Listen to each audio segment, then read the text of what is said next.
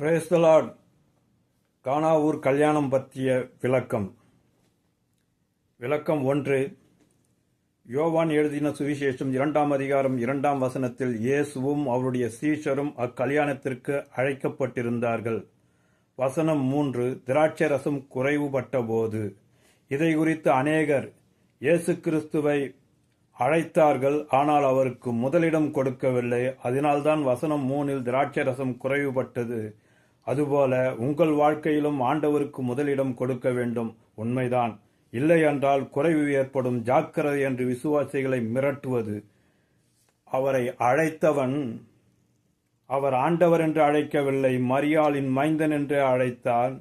மேலும் அவர் இந்த பூமியில் மனிதனாகத்தான் வாழ்ந்தார், கடவுள் நிலையில் இருந்தால். இது புரியாமல் அநேக விதமான கற்பனைகளை நமக்கு முன்பாக சொல்லிக் கொண்டிருக்கிறார்.